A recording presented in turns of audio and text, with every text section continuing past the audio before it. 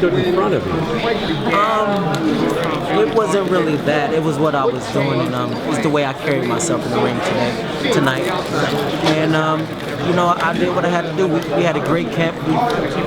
We knew what we was coming to do, and we perfected it. You said it was a great camp. What made this camp more special for you? I don't know. You know, my focus. You know, my focus this camp was just through the roof. You know. With everything, you know, and me and my coach, you know, we really had some one-on-one talks about everything, and we went to work. How would you grade this finally? I can't grade nothing that I didn't see from the outside. You know, from the inside, I felt like I did good, but I'm my worst critic, you know, so I always feel like I could have done better. But you know, I had to see the fight to get myself a win. Tonight, you know, you pitched a shutout and outboxed John Molina all 12 rounds, and then your last fight in Cincinnati, Emmanuel Taylor, it was a really fan-friendly fight. Everybody standing up, loving it. Do you prefer this kind of a fight though, where you stick to your boxing? Yes. You know, after tonight, I figured out. You know, I got what everybody don't have, and why not use it? You know. If I can come out of every fight and no bruises and pick some millions up, man, why not? What is it that you have that no one else has? You seen it. You can name it. You can put a name on it or whatever you want to do. Speed, reflexes, over here. Whatever you want to call it. Adrien, I gotta ask you, how much money do you have in your pocket right now? Because it looks like you're sneaking out from here to LA. But this ain't nothing, a little spending money, man. Okay, tell me about the AB and the watch and all that. What can you tell us about it? Man, this the Rolly. Okay. This the Rolly right here. This is just birthstone.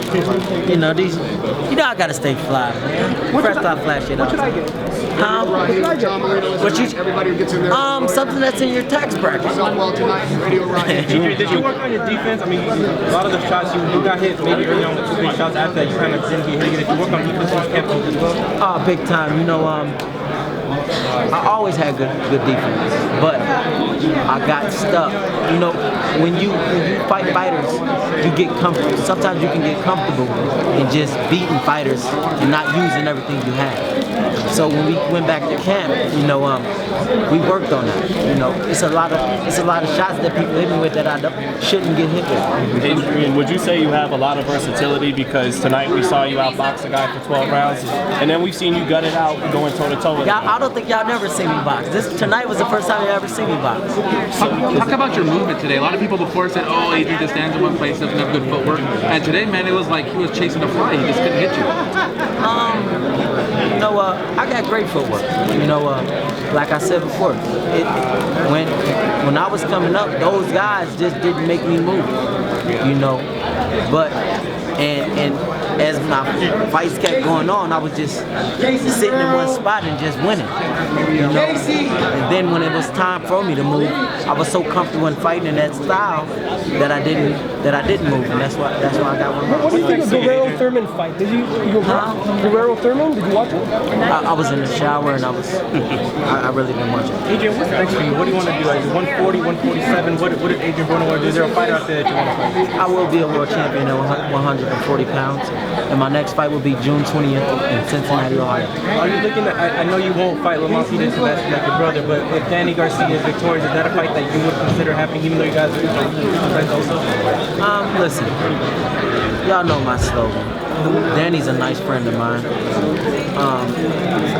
We will have to, me and Al Heyman, will have to talk and see what makes sense. Hey, Adrien, did Molina's power ever make you think twice about opening up? Like I told somebody else, you got to ask somebody who he hit, because he really didn't hit me flat. And can you walk us through your victory again, please? Walk us through your victory. It was a cakewalk. You know, I had little Debbie's on my feet. Did that bother you at the end, NBC cutting you off, as opposed to HBO and Showtime where you can say whatever you want? Oh, no. I'm happy. I'm happy they cut me off. What's next for AB?